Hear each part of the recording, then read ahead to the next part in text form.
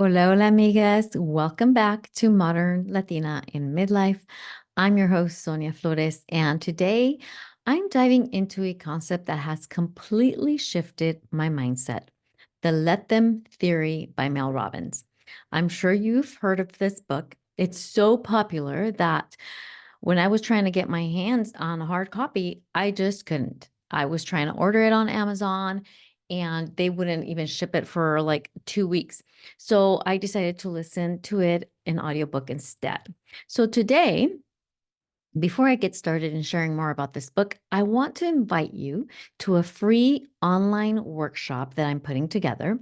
Find Your Calling. In this workshop, I will help you clarify your purpose to turn your passion into a meaningful and profitable business. It is taking place on Tuesday, February 18th at 3 p.m. Pacific time. There will be a replay in case you can't make it live, but it would be so amazing if you can make it live. This is for all the women who are feeling stuck, like there is more for them out there, like they're experiencing an identity shift, whether it's in your personal or your work life. If this is for somebody who feels like they want to try something new. Most of us at a certain age in our life, we start questioning if what we're doing is still right for us. This free online workshop is made for you. We will engage in some spiritual and practical exercises to help you find your calling. It's going to be 1 hour. So sign up over at the link in the show notes or at sonia-flores.com/calling. So, all right. So this year I decided I want to read more books. Last year I didn't do a great job at it. I did read a couple, but I really want to read more books. I was in a book club back in 2023, and it was amazing. I loved it. I think it was 2022 and 2023. And we each had a chance to pick a book and to host a book club. And it was fun. And it was live. It was live. And I was doing it with my hiking friends. And it really was a ton of fun. But I got to a point where I really wanted to read more self-help and personal development books, more spiritual type books. And that just wasn't happening in this group. And that's okay. This book club was more novels and things like that, which is fun. I read some really cool, fun, interesting books. But I just wanted to shift the focus of where I was spending my time reading. And the reality was that I couldn't read more than one book a month. So it didn't leave me additional time to read the books that were stacking up for me. So at the beginning of this year, a friend and colleague, Teresa, told me that she was starting a self-care book club. And she gave me the list of all the books that she had on there. And it was an immediate yes for me. I signed up immediately. It's all being hosted online. And the first book was The Let Them Theory by Mel Robbins in January. And the next book for February is Too Much by Terry Cole, which is all about high functioning codependence. And it's all self development stuff. So just stuff that's right up my alley, exactly what I needed. So I signed up and immediately, like I said, try to get my hands on this hard copy of the Let Them Theory. And it was not happening. Amazon wouldn't ship it for a couple of weeks. They wouldn't ship it till January 26th. And we're having our first book club to discuss the book on February 5th. So there's no way this was happening. So she told me if you can't get if you can't get your hands on a hard copy, the Audible book is available. And so I did that, downloaded it, and binged it. I was done in a week. And I'm telling you, it was a game changer. The concept of the Let Them theory is a game changer when it comes to emotional freedom, relationships, and just overall peace of mind. Mel Robbins does an amazing job breaking down how releasing control and simply letting people be who they are can create more space, energy, and peace in our lives. By simply saying, let them, when you feel mistreated, triggered, frustrated by someone else's actions, They are showing you who they are. Don't question it. Don't try to change them. Don't try to analyze it. Just let them. Let them be who they truly are. They're showing you their true colors. But then, of course, let them gets followed by let me. This is where you get to choose if there is something you need to do it or say, or a boundary to set, or healing to do, inner work to look into, etc. So today I'm sharing my top 10 takeaways from this very powerful book. So grab your cafecito, get comfy, and let's get into it. All right. So the number one takeaway, the very first takeaway from this book is the mental space that gets cleared by saying let them. I experienced this immediately. The moment I started reading it and I implemented this idea, this concept in my life, I noticed how much unnecessary stress and emotional weight I was carrying. By simply allowing people to be who they are without trying to control their choices or opinions or actions, I freed up mental space and mental and emotional space. If they don't text you back, if they cancel plans, if they act in ways you don't understand, let them. For me, I put this to use. I don't know. I can't remember if my boyfriend said something or somebody said something. I think it was my boyfriend. I can't even remember what it was about, but I just remember him saying something, and I was going to react or say something back or starting to analyze it in my head, and I just said, "Let them, let him." And I immediately felt such a weight fall off my shoulders. Like it was like I was putting it on myself. And I said, let them. And it just fell off. And I went on to do something else that I needed to get done. And I thought, wow, if I hadn't said, let him, I would have gone in my head and started thinking about what am I going to respond? How am I going to say? How am I going to answer? What do I need to say? When he does this next time, I'm going to say XYZ. And I just thought, no, it's not necessary. It wasn't even a big deal. So immediately I noticed this was like the very first lesson she talked about in the book. And I just thought in that moment, wow, this is going to be powerful. All right. The number two takeaway was most adults are like 8-year-olds emotionally. We assume that people around us are making decisions with maturity and logic. But the truth is, most people are operating with emotional intelligence of an 8-year-old. Think about it. Our emotional patterns are shaped in childhood, and many people never do the inner work to evolve past that. We picked up our patterns, behaviors, and beliefs from our parents or caretakers.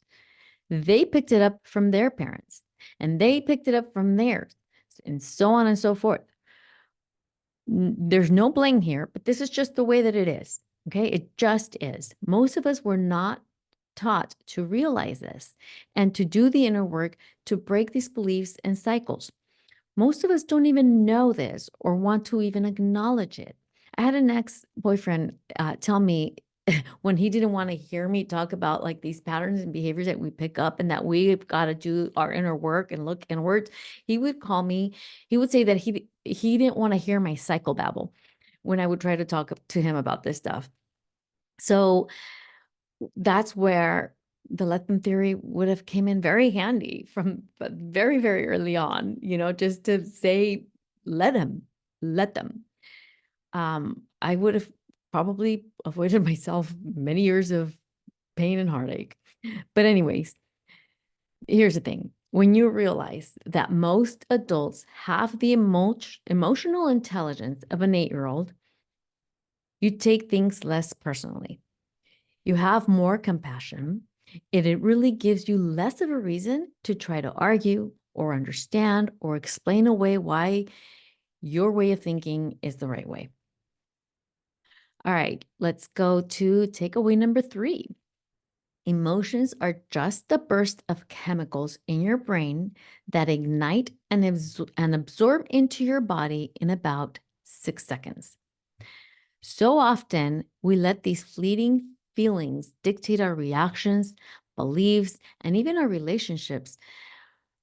When I learned this, when I read this piece or listened to this piece of the audiobook, I started picturing those chemicals firing off in my brain like fireworks and just letting them do their thing, just letting them fire away and let them. I didn't fight it or give it meaning, which then leads me to takeaway number 4. Research shows that most emotions, they're going to rise up and then they're going to fall away in about 90 seconds if you don't react to them. So research shows that if you don't react to an emotion, it will peak and fade in about 90 seconds. But if you engage with it, overthinking, rehashing, or feeding the story, you extend its life. You allow that emotion to get stuck in your body energetically. And when we do this, that emotion gets stuck in our body for years, if not decades or forever. We continue giving it life and meaning. But if you allow it to move through your body, discomfort and all, just allow yourselves to feel all the emotions that are running through your body, it runs through your body and it leaves. When we let those emotions sit on our body, it creates energy stagnation. It creates an energetic block. And if you leave it there without flowing freely through your body, it will that stagnant energy will manifest in physical or mental, physically or mentally into something else, something undesirable like a disease or a mental health condition. So next time you feel triggered, pause and breathe. Don't fuel it. Just let it pass through your body. Just let them. Let the emotions just pass through your body and watch how just allow yourself to feel fully uncomfortable for 90 seconds. That's it. I have a great example that I've shared on the podcast before about this.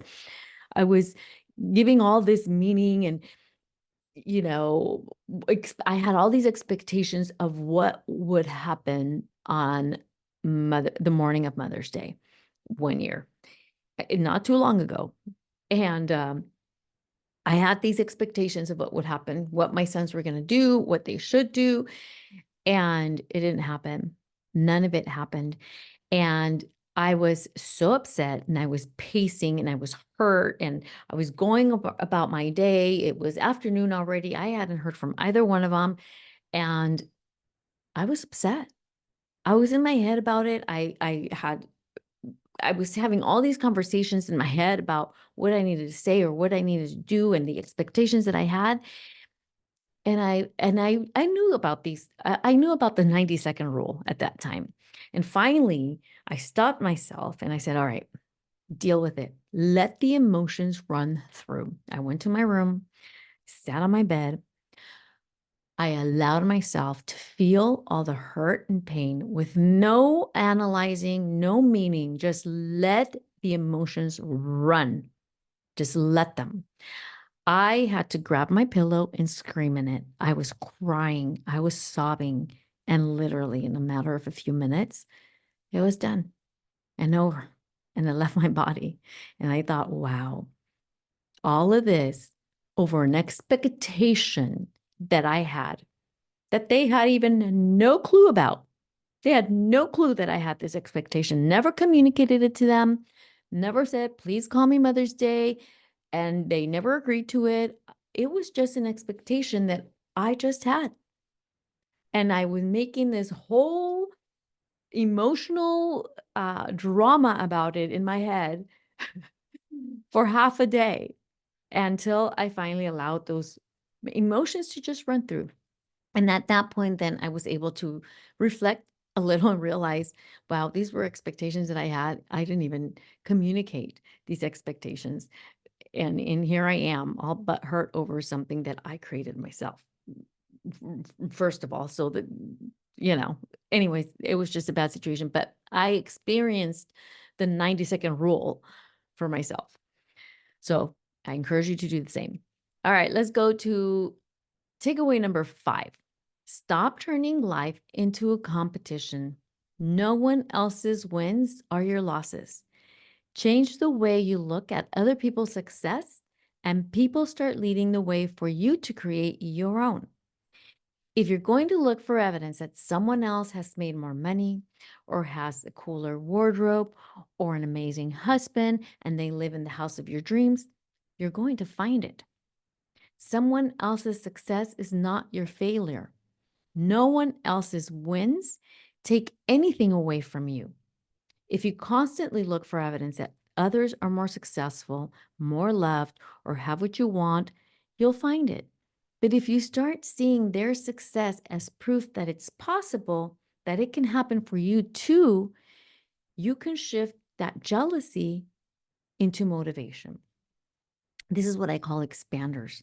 Allow them to be your expanders.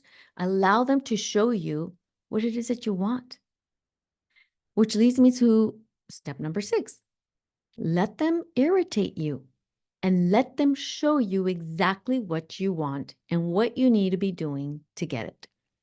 Turn competition, frustration, and moments of jealousy into something good. Flip comparison into your driving force. If someone annoys you, let them. Because here's the thing, those irritations are actually shining a light on what you want or need. If someone's confidence bothers you, maybe it's because you wish you had more of it. If someone's lifestyle makes you envious, maybe it's showing you what you want to pursue. So flip that frustration into inspiration. Takeaway number 7, you're always going to want people in your life to change, but pressuring them only creates resistance to it. The let them theory encourages you to accept other people as they are and focus on your own behavior and growth and inspire change through your positive influence instead of pressuring. Whether it's a partner or a friend or a family member, we all have somebody in our life we wish would change, right? The let them theory encourages you to accept people as they are and just focus on your own growth instead. When you grow, you inspire others around you to do the same, not by force, but by example. But here's the thing, do it without the expectation of them change it. Do it for yourself. You will inspire others around you. There's no doubt about that. It may or may not be the person you want to change. Let them. But do it for you. You are worthy of it. Takeaway number 8. You can't want someone else's sobriety, healing, or health more than they do. And this is a really hard one to hear. You can offer support, but their journey is theirs alone. Learning to release control in this area is incredibly freeing. You must read the book to get more insight on this. I'm telling you, there are several chapters of research about what you can or cannot do and how you can help someone that really needs your help. All right, takeaway number 9. People choose who and how they love. And sometimes that won't be you. But don't you ever forget, you get to choose who and how you love too. And you get to choose who is worth your time and energy. And you get to choose how you want to be treated. And oftentimes in dating, the way you choose is by walking away when you are not being treated the way you want to be treated. Period. I don't even need to say anymore. Takeaway number 10. People's behavior tells you exactly how they feel about you. Your job is not to interpret it or to second guess it or to try to read the tea leaves or between the lines. Nope. Your job is to let them reveal who they truly are, how they feel about you, and accept it. Your job is to accept it. Let them. We spend so much time analyzing and overthinking. What did they mean? Do they care? What did that text mean? What was the tone of the text? Are they interested? But people's actions already tell us everything we need to know from the very beginning. Your job is not to decode or second guess. Your job is to see it, accept it, and decide what's best for you. Don't compromise because he's tall and handsome and wears a uniform. See them for who they truly are and how they treat you. You know when you're not being treated well. Stop making excuses for them and downplaying the things that annoy you about them before it becomes years of annoyance, only to find out that they're a narcissist or that they were married all along. Trust who they're showing you they are from day one. All right, amigas, that's my top 10 takeaways from the Let Them Theory by Mel Robbins. This mindset shift has been one of the most liberating things I've embraced in a while, and I hope it does the same for you. What I love about this book is, first of all, the audiobook. Mel Robbins reads it, and she's so funny and so fun to listen to. But what I love about what her writing is that she includes research um, that she did along the way with doctors and neuroscientists about everything that she shares in this book. It has so many great takeaways, such great information and tips on what to do and how to influence people and how to how the brain reacts, the neuroscience behind the let them theory and the let me, because it's let them, but then it's also let me, like, let me make the choice for myself. What am I going to do with this? And so it was really powerful, because, yes, I believe in it, but the fact that she had this neuroscience-backed research, it just that's what was really cool. And so she has so many sightings of the research and the people that she spoke with in the book that it just really makes it that much more powerful. So if today's episode resonated with you, share it with your besties and let them know. Let me know if you've read the book or listened to it and what has been your biggest takeaway over on Instagram at Modern Latina and Midlife. Let's have a conversation about it. If you've read the book, if you plan on reading it. And don't forget to sign up for the free online workshop, Find Your Calling, Clarify Your Purpose to Turn Your Passion into a Meaningful and Profitable Business. Sign up over at sonia-flores.com/calling, or the link will be in the show notes as well, and share it with your friend. Until next time, remember, you are worthy, you are powerful, and you get to decide who and what deserves space in your life and your mind. Hasta la próxima.